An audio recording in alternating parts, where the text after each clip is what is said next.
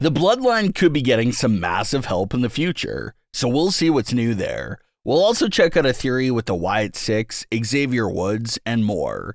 Starting things off with the latest updates for the Bloodline.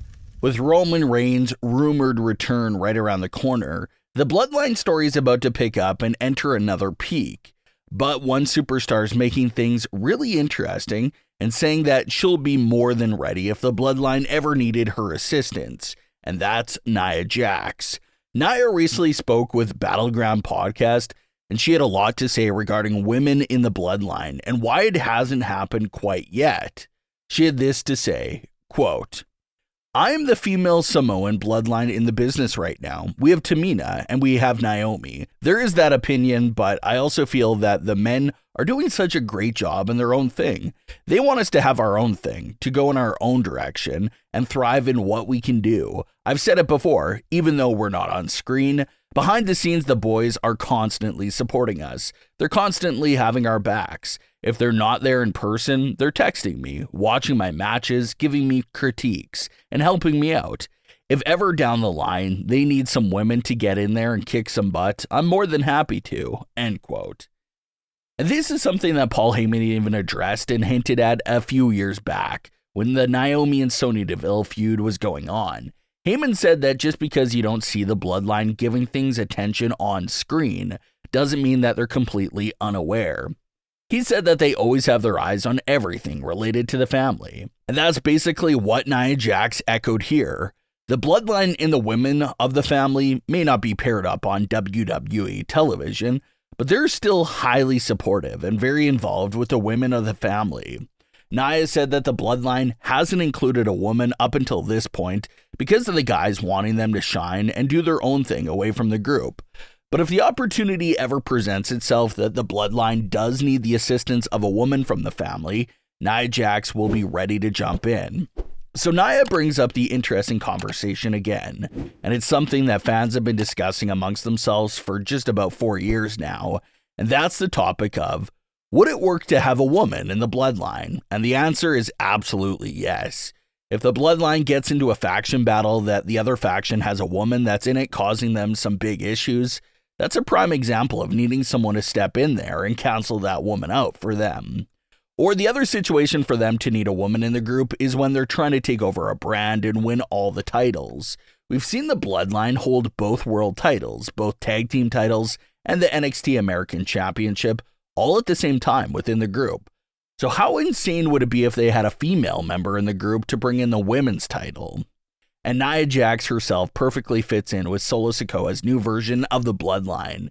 She fits their vibe in so many different ways. She's brutal, dominant, and just a big heel like the rest of the group.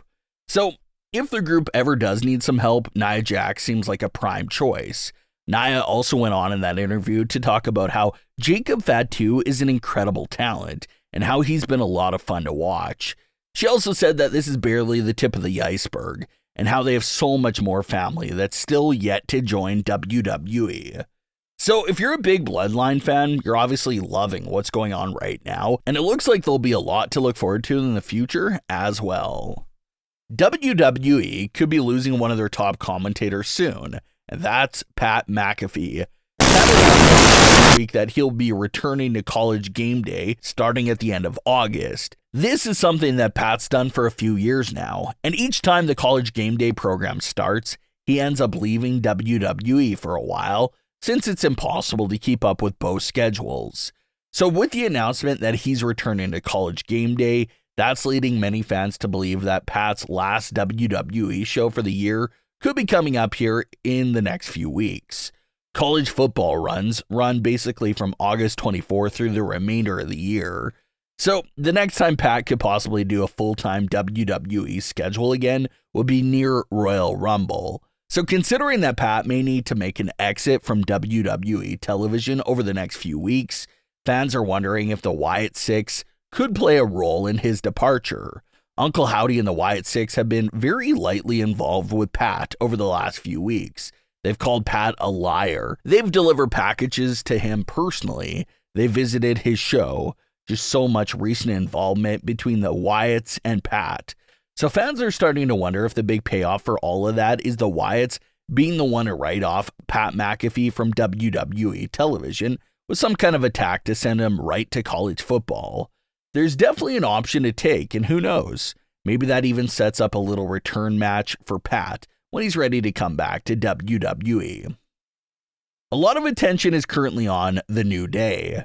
The group recently celebrated their 10-year anniversary, and it's pretty remarkable because throughout those entire 10 years, there's been no backstabbing, betrayals, or heel turns by any of the members to each other.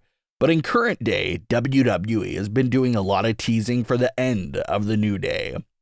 This story has been revolving around Kofi Kingston and Xavier Woods going up against the Final Testament, with Karrion Kross trying to point out to Xavier Woods that Kofi kind of looks down at him since Xavier Woods has never been WWE champion and hasn't accomplished the things Kofi has accomplished.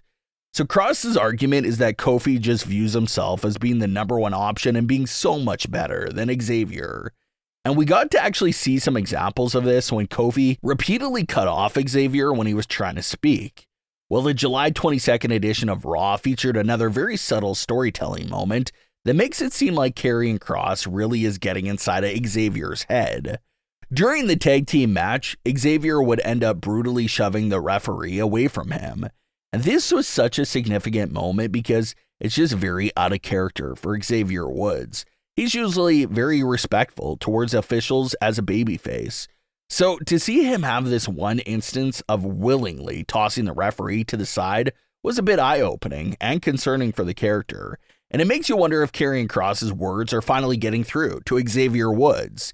And with Kofi set to return soon with Xavier Woods now exploring these darker thoughts in his head, are we about to see the long-awaited split of The New Day, with Xavier Woods taking the heel route and Kofi Kingston remaining as a babyface? Gotta keep your eyes open for more little subtle hints, such as that one with the referee and Xavier Woods. But what are your thoughts on today's stories? Leave your comments below. Don't forget to subscribe with all notifications on, and leave a like if you enjoyed. Thanks for watching, guys.